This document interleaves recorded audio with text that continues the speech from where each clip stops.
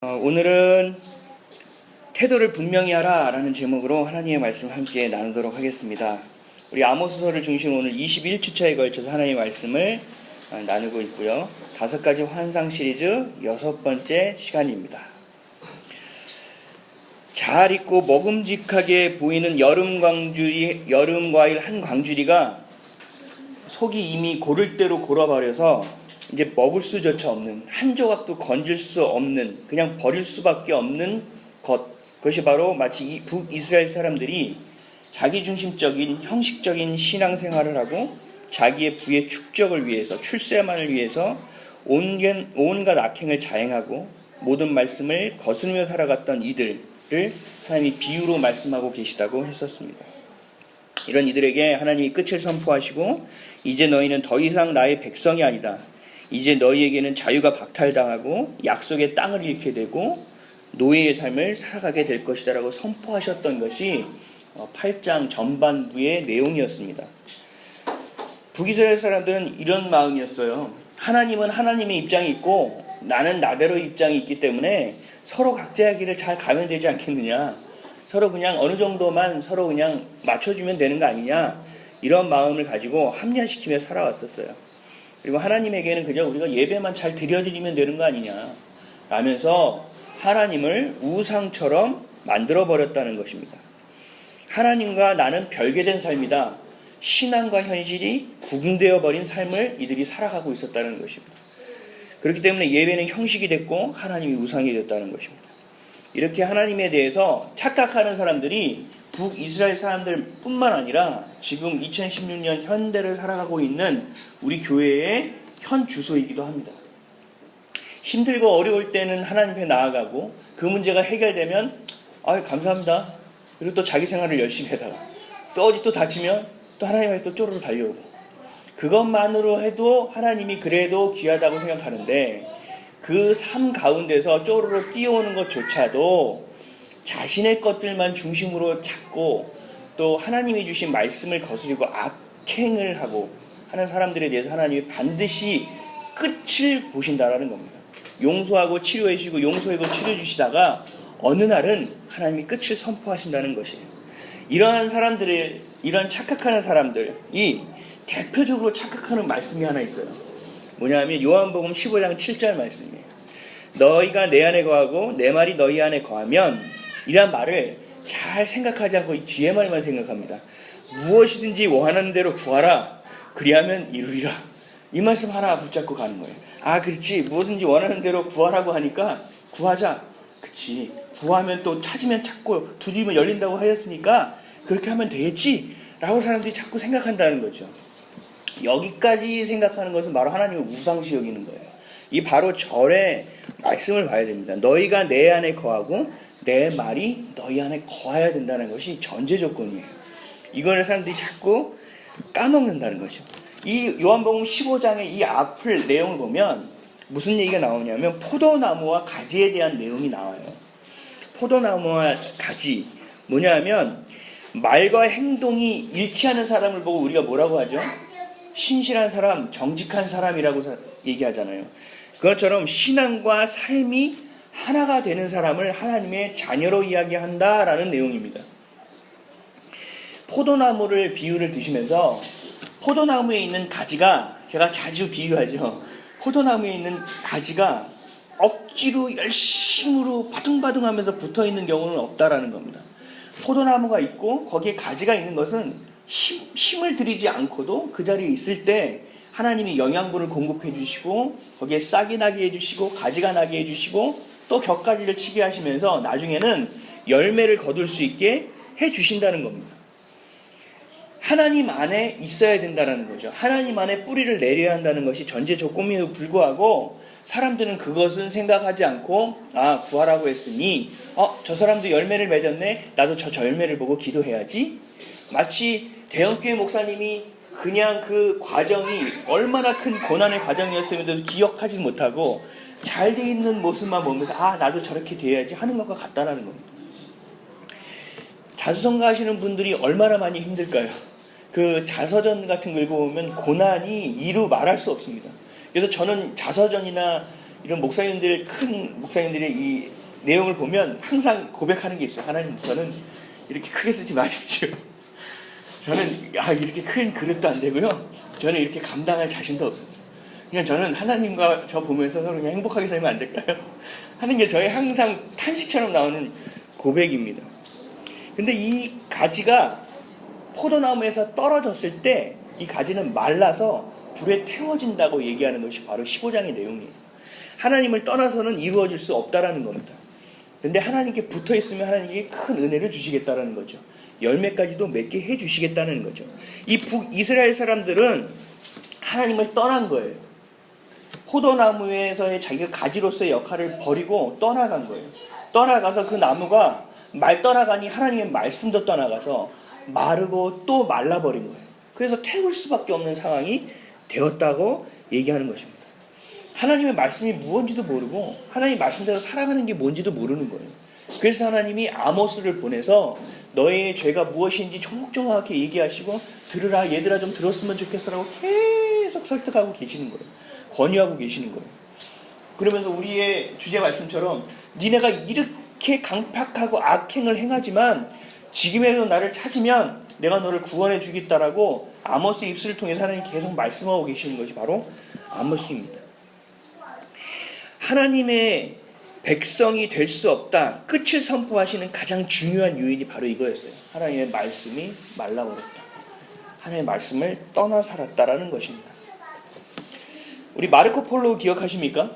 마르코 폴로가 신대륙을 발견했을 때 마르코 폴로와 목숨을 걸고 함께 왔던 사람들, 또 그들에게 투자했던 사람들이 얼마나 기뻐했을까요? 그 땅덩어리를 찾아서 수많은 금을 얻을 수 있을 거라고 생각했고, 이들은 아시죠? 이들이 이 신대륙을 발견해서 이게 인도라고 착각했다라는 거. 이곳에서 어마어마한 후추와 향신료를 발견할 수 있을 것이다. 우리는 돈벼락을 받은 것이다 라고 이들은 감격과 감동, 막 기대에 벅차올랐을 거예요. 그러면서 이들이 그 땅에 올라서 딱 했던 것이 있어요. 깃발을 꽂으면서 이 땅이 드디어 우리의 것이구나 하면서 감격했던 것이라는 거죠. 이 마르코 폴로와 이들에게는 이 신대륙을 발견한 것은 마치 복음을 만난 것과 같습니다. 우리가 예수님을 모르고 살다가 절망 가운데 살다가 정말 의미 없는 것들이 우리의 삶의 목표고 목적이고 이것을 가지고 살아가다가 예수님을 만날 때 그 가치가 내가 이걸 가지고 살았어. 세상에 정말 예수님이 소중하구나. 내가 꿈을 가질 수 있구나. 내가 소망을 가질 수 있구나라고 살아갈 수 있는 것, 그것을 만나는 것을 우리에게 복음이라고 얘기하잖아요. 기쁜 소식이라고 얘기하잖아요. 그것처럼 마르코 폴로에게는 그런 기쁜 소식이었다라는 겁니다. 입장을 바꿔서 그러면 신대륙에 살고 있던 사람들, 나중에 인디언이라고 부르는 이 사람들은 어땠을까요? 갑자기 얼굴이 허연 사람들이 큰 배를 타고 와가지고 갑자기 땅에 깃발을 딱 꽂았어. 그래서 넌 누구야? 하고 막 신기하게 쳐다보는데 이 사람들은 내 땅이야 그러면서 이 사람들이 가지고 있는 금을 가지고 가져가기 시작하고, 내 땅이라고 생각했는데 거기에 자기네 땅이라고 막 울타리를 짓기 시작하고, 그리고 자신의 자녀들을 노예로 잡아가고 굉장히 황당한 사건이 벌어진 겁니다. 똑같은 사건 안에서 마르코 폴로에게는 복음과 같은 일이었지만 이 땅을 살고 있던 사람들에게는 사상 최대의 비극이 일어난 거예요. 수백 년 아니면 더 긴 시간 동안 조상 대대로 살고 있던 땅에 갑자기 이상한 사람들이 들어와서 자기네 땅이라고 하는 거예요. 우리의 집도 내 집이라고 하는 거예요. 얼마나 황당합니까? 그렇죠? 정말 황당한 사건이 벌어진 겁니다. 우리 출애굽기를 보면 하나님이 모세를 세워서 그 민족을 해방시켜 주시려고 합니다. 침묵하시다가 400년을 침묵하시다가 이제는 내 백성을 구원하야겠다라고 하나님이 말씀하시면서 모세를 보내신 거죠. 그래서 이 히브리 민족들은 하나님에 대해서 그냥 구전으로 들어왔어요. 하나님이 계시구나. 우리를 구원하실 분이시구나. 우리를 창조하신 분이구나. 다 그냥 머리로만 알고 있었어요. 귀로만 듣고 있었어요. 근데 그 하나님이 모세를 통하여 직접 오신 것을 느끼기 시작하는 거예요. 그리고 노예와 같은 우리 민족을 하나님이 해방시켜 주시겠다는 것을 가지고 모세가 지팡이 하나 들고 왔다는 거죠. 그건 하나님이 10가지 재앙을 하나씩 하기 시작하세요.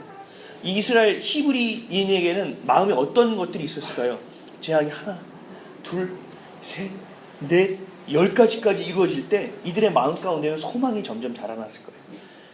에이 팔이, 에이 피가, 그러다가 나중에 장자가 죽는 사건까지 발생하면서 놀라움을 금치 못했을 거예요. 아, 하나님이 우리를 진짜 꺼내실 거구나. 아, 하나님 우리를 정말 해방시키실 거구나.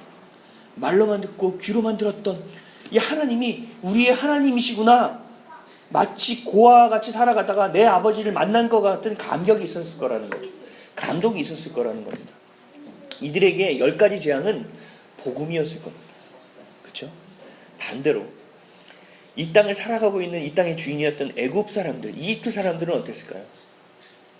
자신의 땅에서 계속적으로 살아가고 몸집을 키우며 살아가는 이 사람들이 두려워서 노예로 삼고 이들의 것들을 많이 박탈하고 이들을 통하여 정말 사회적인 큰 기관 사업들을 다 일으키고 나라의 가장 큰 노동력의 자원이었던 이 사람들을 어느 날 갑자기 나가겠다고 얘기하는 거예요.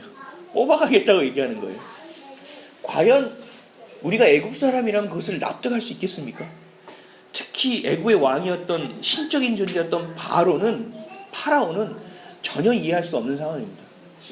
첫 번째 재앙이 오고 두 번째 재앙이 오고 세 번째 재앙이 오면 올수록 더 악받치는 상황이 됐을 거예요. 니네가 도대체 뭔데?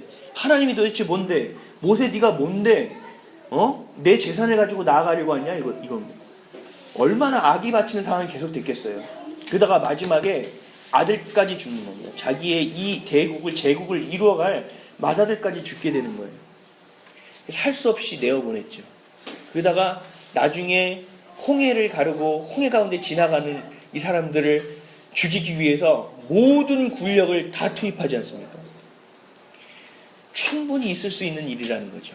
나중에 악받치고 생각하면 할수록 화가 나서 도저히 이대로 이들을 내보낼 수 없다는 겁니다. 모든 전군을 들어라.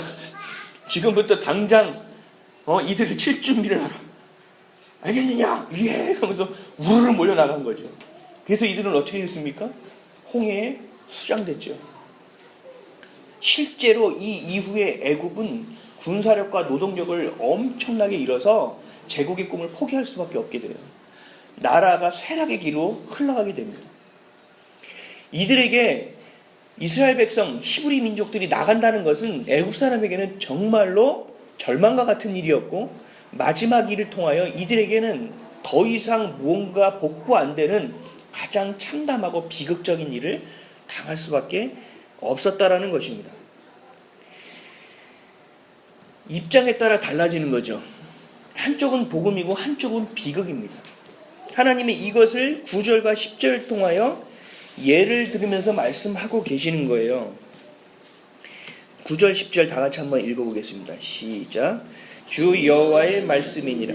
그날에 내가 해를 대낮에 지게 하여 백주의 땅을 캄캄하게 하며 너희의 절기를 애통으로 너희 모든 노래를 애곡으로 변하게 하며 모든 사람에게 굵은 배로 허리를 동이게 하며 모든 머리를 대머리가 되게 하며 독자의 죽음으로 말미암아 애통하듯 하게 하며 결국은 공고한 날 갖게 하리라. 아멘. 하나님이 하나님과 함께 할 때, 하나님이라는 포도나무에 내가 가지로 붙어 있을 때, 하나님의 자녀로서 하나님께 뿌리내고 삶을 살아갈 때 우리에게 어떤 것들이 다가올지라도 하나님은 그것이 복음이 되게 해주시지만, 하나님을 떠나 살아갈 때 내게 좋은 것처럼 보여질지라도 그것은 비극으로 다가올 수밖에 없다라는 것을 하나님이 아모스 입술을 통하여 얘기하고 있다라는 것입니다. 하나님은요, 하나님을 아직 알지 못하는 사람들이 죄를 질 때는 그냥 죄로만 다스려요. 근데 하나님의 자녀들에게는 그렇게 똑같이 심판하지 않으세요. 하나님의 자녀에게는 또 다른 잣대가 있어요. 기대하는 잣대가 있다라는 겁니다. 다른 자식이 가서 뭔가 잘못을 하고 벌을 없이 하면 우리가 가서 혼냅니까? 아유, 저랑 안 되는데. 아유, 저 가정교육. 아유, 저 엄마는 뭐 하고 있는 거야? 이렇게 얘기하겠지만 내가 그렇게 했을 때 너 지금 뭐라고 했니? 따라와. 너 그렇게 해도 되는 거야? 엄마가 어떻게 얘기했어? 아빠가 어떻게 했어? 너 그런 식으로 삶을 살면 안 되는 거라고 얘기하지 않았니? 이게 얼마나 큰 예의에 어긋나는 거라고 얘기하지 않았니? 상대방의 생각을 하지 않는 거니? 하면서 더 다그치고 더 훈계하는 것처럼 우리가 하나님의 자녀이기 때문에 하나님 그냥 아유 야 그러면 안 되잖아 라고 얘기하지 않으신다라는 거예요. 하나님의 자녀에게는 정확하게 얘기해 주신다는 거예요. 그것을 심판하신다고 얘기하는 겁니다. 그냥 정죄하는 것이 아닙니다. 심판하고 그것들이 다시 시작할 수 있도록 하나님 멸시라고 다시 지어버릴 정도로 크게 다루신다라는 거예요. 그래서 하나님을 믿지 않는 사람들이 죄를 지면 죄, 그냥 불신자이지만 우리 믿는 하나님의 백성이 죄를 짓고 하나님을 떠나가잖아요. 우린 불신자가 아닙니다. 불신자로 치부되지 않고 하나님의 백성으로서 타락하게 되기 때문에 멸망하게 되는 겁니다. 큰 비극이 우리에게 다가오게 되는 것입니다. 그렇기 때문에 우리가 가장 두려워해야 될 일은 뭐냐면 재앙이 아니라는 거예요. 우리가 가장 두려워해야 될 일은 재앙을 통해 이루어지는 수많은 비극적인 일들이 아니라는 겁니다. 예전에 심어져서 지금 일어나고 있는 수없이 내 안에서 터져나오는 우리 가정 가운데서 터져나오는 비극적인 사건들이 두려워할 일이 아니라는 것입니다. 가장 크게 두려워해야 될 일은 하나님이 주신 말씀의 촛대가 옮겨지는 일입니다. 하나님을 떠나 사라지는 겁니다. 살아가게 되는 것입니다. 하나님과 멀어지는 것입니다. 아담과 하와가 하나님께 범죄했을 때 하나님과의 관계가 철저히 깨졌던 것처럼, 그래서 우리가 죽음을 맞이해야 되는 것처럼, 그래서 예수님이 이 땅에 내려올 수밖에 없었던 것처럼 하나님과의 관계가 멀어지는 것을 우리가 두려워해야 된다는 것입니다. 그래서 오늘은 우리가 살펴보고 경계해야 될 것은 바로 말씀을 지켜내야 한다는 것입니다. 말씀을 지켜내야 한다는 것. 하나님의 긍휼, 하나님의 은혜, 하나님의 말씀을 잃어버리고 하나님이 주시는 축복을 놓쳐버렸을 때 애굽으로 향했던 그 재앙이 우리에게 임하게 된다는 것입니다. 그래서 두렵다라는 것입니다. 영국의 뛰어난 설교자였던 찰스 스펄전 목사님 기억하시죠? 찰스 스펄전 목사님은 굉장히 뛰어난 설교가였어요. 근데 이분이 책을 쓰신 책 중에서 하나님 편에 서라는 책이 있습니다. 이 책의 핵심은 뭐냐면 이쪽인지 저쪽인지 태도를 분명히 하라는 거예요. 신앙은 우리의 삶을 살아갈 때 여러 가지 가운데서 색깔도 있고 회색지대에 있을 수 있다라는 거예요. 스위스와 같이 중립지대에 있을 수 있다라는 겁니다. 그러나 신앙은 회색지대가 없다라는 거예요. 하나님은 이 회색지대를 허락하지 않기 때문에 이쪽인지 저쪽인지 너희가 태도를 분명히 해야 된다라는 것입니다. 그래서 하나님이 이분 굉장히 단호하게 얘기해요. 성도가 하나님의 자녀임에도 불구하고 그 태도를 분명히 하지 않으면 하나님은 너를 적으로 간주할 것이다 라고 표현해요. 우리 군대 갔다 오시는 분은 잘 아실 거예요. 밤에 암구어라는 게 있어요. 만약에 오리 꽥꽥 이렇게 얘기해야 돼요. 적인지 아닌지 식별하는 거예요. 누구냐? 멈춰라! 이게 있어요. 1번, 2번, 3번이. 기억나십니까? 너무 오래해서 기억 안 나시죠? 그래서 네가 적인지 적이 아닌지를 구분할 수 있도록 암구어라는 게 있어요. 근데 그 암구어를 잘못했을 때는 야 맞아? 아니야? 이런 얘기 할 필요도 없어요. 즉각 발사하는 겁니다. 발포입니다. 저건 적군이기 때문에 그래요. 하나님도 우리에게 네가 나의 자녀이냐 아니냐에 대해서 선택을 딱 하지 않고 그 기로에 서 있으면 내가 너를 적으로 간주하겠다는 겁니다. 세상적으로 이렇게 발포하겠다는 거예요. 굉장히 단호하게 얘기하시는 거죠. 신앙이라는 건 회색지대가 없다라고 분명하게 얘기하시는 거예요. 하나님의 군사가 될 것인지 세상의 종이 될 것인지 너희가 태도를 분명히 하라고 얘기하는 겁니다. 사람들 중에 이런 사람들이 있대요. 저는 그리스도인이 되길 원합니다. 저는 하나님의 자녀로서 살아가는 것을 정말 간절히 원해요. 근데 제 직업이 그런 걸 허락치가 않아요. 제 직업이 주일날 일을 해야 되는 거고, 제 직업이 술 마실 수밖에 없고, 제 직업이 이럴 수밖에 없고, 제 직업이 어쩔 수 없이 좀 흠이 있어도 이 사람에게 흠이 없는 것처럼 소개해야 되는 직업을 갖고 있기 때문에 제가 그거는 좀 어려울 것 같아요. 또 먹고 사는 게 너무 힘들어서 이렇게 경건하고 거룩하게 살아가야 되는 것을 제가 아는데 그럼에도 불구하고 저는 제 삶에 있어서 정말 그건 불가능한 일이에요 라고 얘기하는 사람들이 참 많아요. 그래서 그 얘기를 들으면 그렇지 그럴 수밖에 없겠구나라는 생각을 해요. 그렇죠. 자식도 있고 처도 있고 어떡하겠어요. 먹고 살아야 되는데 목구멍이 포도청이잖아요. 이렇게 얘기할 수 있음에도 불구하고 이 스펄전 목사님은 이렇게 얘기하세요. 정말 그런가에 대해서 곰곰이 생각해 봐야 된다. 사실 여러분들의 마음을 보면 환경의 요구를 거절하면 곤란한 상황에 처하게 된다고 얘기하지만 정말 그 마음에 깊숙이 그 뿌리를 보면 주님을 섬기는 것을 택하기보다는 세상에서 편하게 살고 안락하게 살기 위해서 그걸 택한 것 아니냐. 그에 대해서 분명히 생각해 봐야 된다라고 이야기하셨습니다. 이분이 뭔가 이렇게 막 그 전국을 후벼파는데 굉장히 유명하시거든요. 사람의 인간의 본질에 대해서 공부를 많이 하신 분 같아요. 책을 읽어보면. 우리에 대해서 다시 생각해 봐야 된다라는 겁니다. 그게 너에 대한 합리화니 아니냐라는 거예요. 요한계시록 3장 15절을 보면 내가 내 행위를 아노니 내가 차지도 아니하고 뜨겁지도 아니하도다. 내가 차든지 뜨겁든지 하기를 내가 원하노라 라는 말씀이 있습니다. 제가 주의 종의 길을 선택해야 될 때가 있었어요. 하나님의 부르심 때문에 사람들이 저를 계속 얘기해요. 만나는 사람마다. 이 교회 담임 목사님이 저를 갑자기 지나가다가 진짜 지나가다 화장실 앞에서 저를 만났는데 그때 그 목사님이 저를 보시고 누구지? 어디 청년부인가? 예, 청년부인데 자네 지금 신학 공부하고 있나? 아니 직장 다니고 있는데 자네는 종이 돼야 되는데 기도해보게. 그러고 지나가는 거예요. 찝찝하게 열심히 잘 살고 있는데 봉사도 잘하고 신앙생활도 열심히 하고 동생들을 잘 간수하고 집안에서도 잘 부모님 봉양하고 잘 살고 있는데 갑자기 마르나님의 날벼락이고 잘 헤엄치고 있는데 거기 돌을 던지신 거예요. 뭐야, 기분이 굉장히 나빴어요.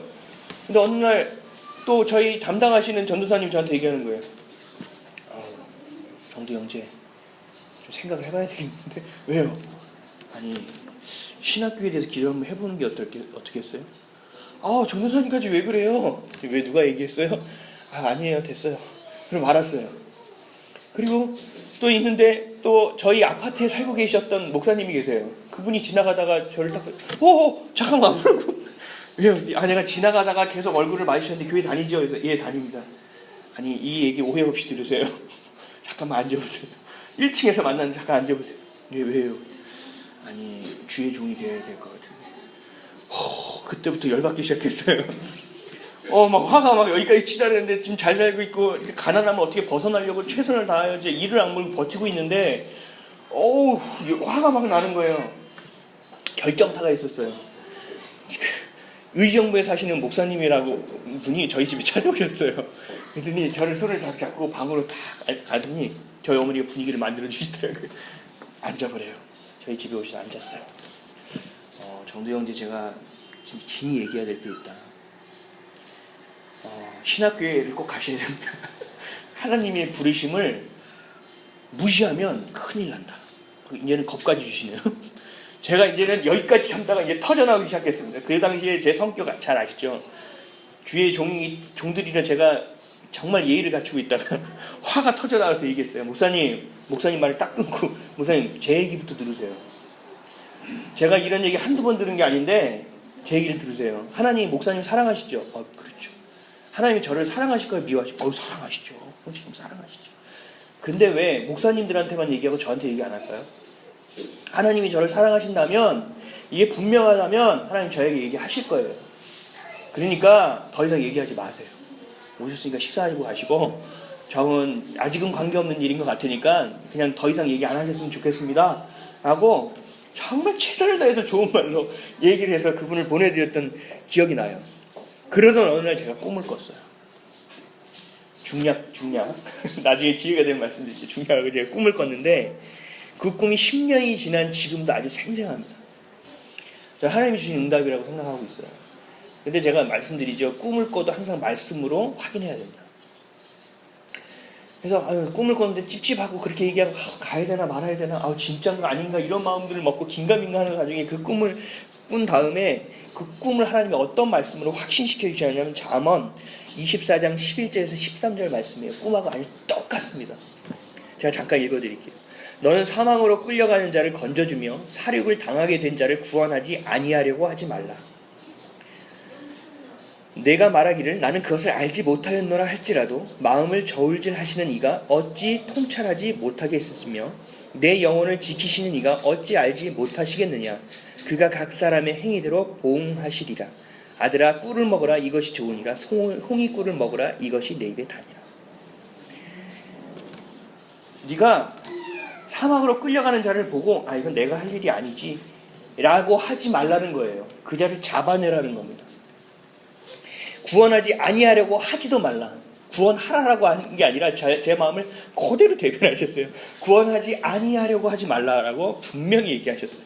그래서 꿈과 똑같은 말씀. 네가 아니라고 자꾸 얘기하지만 네 마음을 알고 있지 않니?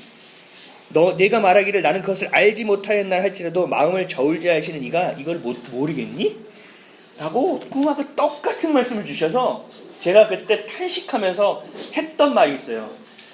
한숨 한숨과 같이 그때는 변화되기 전입니다. 예수님을 정확하게 만나기 전입니다. 이거 빼도 박도 못하게 생겼네 라고 제가 얘기했던 게 정확하게 기억이 나요. 제 정확한 이야기는 나중에 얘기하기라고요. 말씀드리고 싶은 게 뭐냐면 하나님의 성향에 대해서 제가 얘기하고 싶은 거예요. 우리가 사람을 만날 때 그들과 얘기하고 살아가고 함께 밥 먹고 할 때 그 사람의 성향을 알게 돼요. 이 사람은 여기까지 하면 싫어하구나. 이 음식을 싫어하구나. 이 사람은 이런 얘기 할 때 좋아하구나. 이 사람은 이런 일 할 때 참 행복해하는구나 라는 걸 우리가 알게 된다는 거예요. 하나님은 성경을 통하여 하나님의 성향을 다 담아주셨어요. 하나님의 성격은 이래, 하나님의 성향은 이래, 하나님은 뭘 좋아해, 이거를 그대로 담아놓으셨다라는 거예요.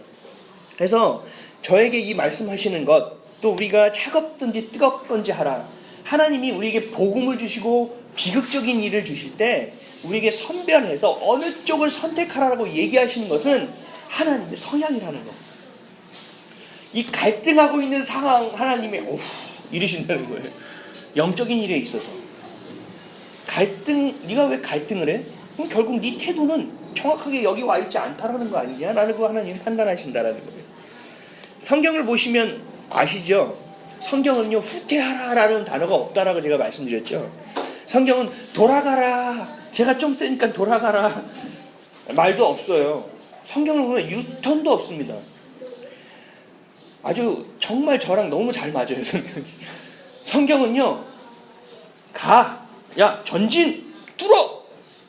저희가 약한 가 3만 명이 다 아니야. 믿음 없는 날 다 제껴. 그놈들 300명만 가. 전진해 가는 겁니다. 여리고성 저걸 어떻게 뚫어? 저희가 창으로 할까요? 어떤 전략을 짤까요? 전략 짜지 마. 그냥 돌아. 나팔 불고 돌아. 돌면 돼. 돌자. 하나님 무조건 그렇게 시키세요. 그리고 하나님 저희가 준비가 다 되었습니다. 장정이 몇 명이고요. 지파별로 해서 숫자가 이만큼이에요. 저희가 언제 칠까요? 기다려. 때가 기다려. 하나님은 성경을 통해서 우리에게 말씀하시는 거는 go or wait 밖에 없어요. 가라. 기다려라. 그밖에 없어요. 그래서 하나님의 뜻을 찾는 것이 굉장히 중요하고 하나님의 때를 아는 것이 중요하고 하나님이 어떤 방법으로 일하실 것인지 우리가 아는 것이 굉장히 중요합니다. 하나님의 성향이 그렇다라는 거예요. 이걸 통해서 우리에게 말씀하시는 것은 뭐냐면 태도를 분명히 하라는 겁니다. 양쪽 다리 걸치지 말고 짝다리 짚고 어디로 갈지 하지 말고 정확하게 니네가 태도를 분명히 해. 어딜 봐? 여길 보자. 나를 믿고 지금까지 따라왔으면 가야 되는 거 아니겠니? 하나님이 계속 우리에게 얘기하고 계시는 거예요. 태도를 분명히 하라. 그리고 갈등하는 순간이 가장 위험한 순간이라는 겁니다. 어디로 튈지 모르기 때문에. 그래서 주의 종으로 가는 그 갈등 가운데 하나님 저에게 분명하게 말씀을 주신 것 같아요. 지금도 흔들리지 않을 수 있는 말씀. 20년 후, 30년 후에도 흔들리지 않는 말씀을 저에게 주신 것입니다. 하나님 저만 사랑하실까요? 우리 여기 앉아 계신 우리 아이비처치 성도님들도 저와 동일하게 사랑하십니다. 그래서 하나님이 주신 약속의 말씀을 붙잡고 하나님을 보고 가다 보면 우리 가운데 열매가 열리는 거예요. 가다 보면 하나님이 채워주시는 거예요. 망가진 세탁기도 열심히 하나님을 섬기고 기쁨으로 감사하고 하나님 이거라도 주신 것을 어디입니까? 고맙습니다. 이렇게 털털털거리고 이게 언제 터질지 모르는 것처럼 보이지만 빨래가 되고 탈수가 되네요. 감사합니다. 아이고 요놈아 그래 내가 채워주마. 하나님 이렇게 돼서 저희가 차를 바꿔야 되는데 어떡합니까? 아이고 그래 내가 바꿔주마. 하나님 이 기업이 하나님 주신 기업이 되어야 하는데 어떡합니까? 하나님 전 하나님이 주신 길을 가겠습니다. 하나님 제가 하나님만 정말 매달려서 잘 가겠습니다. 뿌리 내리고 가겠습니다. 제가 하나님이 싫어하는 거 안 할래요. 그런 눈빛으로 하나님 바라볼 때 하나님 안 주시겠습니까? 우리가 자꾸 죄이기 때문에 그래요. 우리가 자꾸 갈등하기 때문에. 그래서 제가 그 후배들이 전화하고 이러면 얘기해 주는 게 있어요. 야 가려면 가고 말려면 마라. 그래서 저희 동원이에게 항상 하는 말이 있습니다. 저희 아들에게 할 때 팍, 쉴 때 푹. 야, 하려면 팍 해. 쉬면 푹 쉬어. 그래 다 해. 쉬어. 니만큼 뭐 해줘. 이렇게 얘기해요. 할 때 팍 하라는 겁니다. 쉴 때 푹 쉬고. 하나님은 그걸 원하시는 겁니다. 요한계시록 3장 15절 말씀 다시 한번 읽어드릴게요. 내가 내 행위를 아노니 내가 네 마음을 아니 네가 차지도 아니하고 뜨겁지도 아니하도다. 내가 차든지 뜨겁든지 하기를 내가 원하노라. 누가복음 16장 13절에는 또 이런 말씀을 합니다. 집 하인이 두 주인을 섬길 수 없나니 혹 이를 미워하고 저를 사랑하거나 혹 이를 중히 여기고 저를 경히 여길 것임이니라. 너희는 하나님과 재물을 겸하여 섬길 수 없느니라. 선택하라는 겁니다. 하나님을 선택해서 내가 재물을 줄 것인데 내가 재물을 선택한다면 너희는 멸망의 길로 갈 것이다. 삶의 방향 그 태도를 분명히 하라는 겁니다. 우리가 볼 때 회색지대가 존재하는 것처럼 보입니다. 삶에서 여러 가지의 것들은 회색지대가 있을 수 있습니다. 좋은 게 좋을 수 있습니다. 왜? 내가 양보하면 되니까. 내가 헌신하기만 하면 회색지대를 걸을 수 있어요. 저 사람과 차량 때문에 사고가 날 뻔했어요. 화가 났어요. 야 이놈아 저놈아 야 이 새끼야 저 새끼 하다 보면 싸움이 나는 거예요. 보복운전이 생기는 거예요. 그렇죠? 그러다가 폭력이 일어나게 됩니다. 근데 그 가운데서 내가 회색지대를 선택할 수 있어요. 침을 꿀꺽 한번 넘기고 10을 세든지 한숨을 쉬든지 속으로 저런 뭐 같은 놈이 있나 내가 참아야지. 저럴 수도 있지. 뭔가 회색지대를 만들어낼 수 있다고요. 근데 신앙은 회색지대를 하나님이 허락하지 않으신다는 사실을 분명히 기억하셔야 합니다. 세상에서는 좋은 사람이라고 얘기하지만 하나님은 그 회색지대를 가지고 좋은 사람이라고 이야기하지 않는다라는 것입니다. 영적인 문제이기 때문에 그렇습니다. 얼마나 중요한 문제인지 우리가 알아야 된다는 것입니다. 분명히 해야 됩니다. 하나님은 지금 우리에게도 매 순간 선택하라고 말씀하십니다. 하나님께 붙어있는 삶을 살아가기를 원하신다는 것입니다. 하나님께 붙어있는 삶을 살아가시는 저와 여러분 되시기를 주님의 이름으로 축원드립니다. 말씀이 교회뿐 아니라 내 삶의 기준이 되시는 삶을 살아가시기를 주님의 이름으로 축원드립니다. 잠시 기도하겠습니다.